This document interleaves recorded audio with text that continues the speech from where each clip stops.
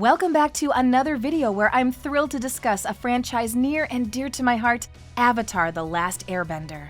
I loved the franchise growing up and often revisited the animated series, comics, and novels in my adulthood, frequently analyzing the world and characters alongside my friends. The franchise is well written and timeless, so seeing anything about Avatar leaves me with intense nostalgia. So like most fans, be they old or young, new or well-established, I had to learn more when I heard that a new series was being developed at Nickelodeon. Not much is known about the upcoming series aside from the name Avatar: HAVENS and the plot synopsis, but I'm willing to use today's video to guess what we'll see during the two-season run. How are we gonna find our way out of these tunnels? I have a crazy idea. What? Number 1, new characters. The first thing we can expect from the series is new characters. The franchise is still releasing comic books throughout the timeline detailing adventures during Aang and Korra's time as the Avatar. So I suspect that Avatar: HAVENS will take place well into the future, after Korra has lived a relatively long life. However, she may have her life cut short, say in her 40s or 50s, due to the devastating cataclysm mentioned in the plot synopsis. But we can't know for sure until the premiere. Still, we know that the series will feature the next Avatar in the cycle, a female earthbender who will be joined by her long-lost twin. The new Avatar will undoubtedly make friends and enemies during her journey, as Aang and Korra before her, introducing a new cast of characters to help further the plot. The Avatar franchise has always done a fantastic job of introducing characters to help world build, like Hao Ting, the Earth Queen of Ba Sing Se, who ruled with an iron fist and maintained strict control over her people, even using airbenders as slaves. Her laws and regulations made the upper rings seem like a utopia, even though the residents of the lower rings struggled to make ends meet. More characters like Hao Ting will appear in the new series. Background and supporting characters often have unique personalities representing their nations, upbringing, and personal beliefs. These new characters will likely represent the specific haven they belong to, whether they are the leaders of the haven, locals, scouts, or recently relocated refugees. There's so much to learn from how a single character dresses, speaks, and bends. And knowing that makes me all the more impatient to meet the new cast of characters. Those kids at school are the future of the Fire Nation. If we want to change this place for the better, we need to show them a little taste of freedom. Number 2, returning characters.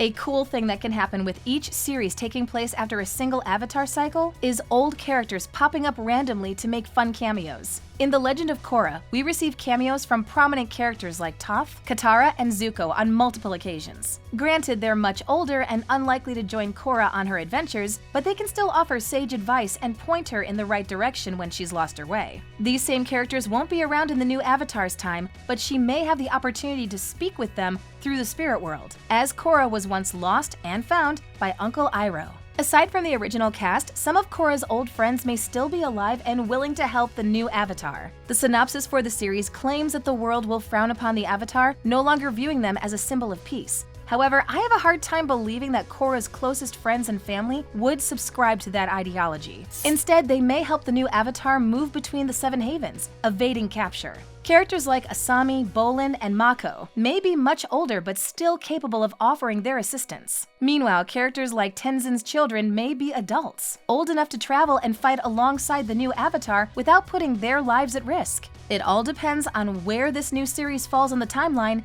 and how much time has passed since we last saw Korra. I was trying to toughen up these ladies, but I guess it was a team effort. I love your hair. Number 3, new settings. We're in the same world, but a cataclysmic event will occur before the first episode or within the introduction sequence, changing the 4 nations forever.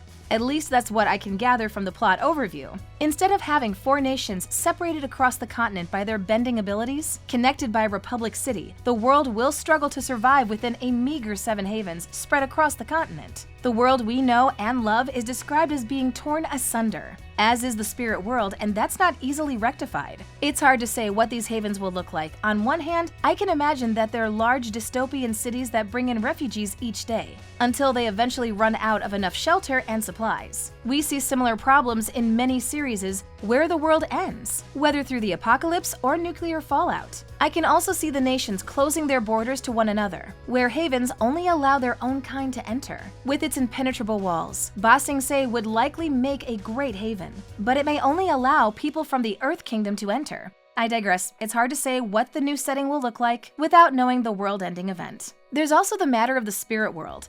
During her time as the Avatar, Korra decided to keep the human and spirit worlds connected by leaving the spirit portals open, allowing spirits and humans to coexist. As a result, each civilization needed to learn how to live alongside one another in harmony, which wasn't easy at first. The cataclysmic event also impacts the spirit world, meaning it will look different from when we last saw it. With their home in despair, the spirits will experience pain, anger, and fear, which will reflect in their appearances and actions. It will be up to the Avatar to soothe them and save their home too.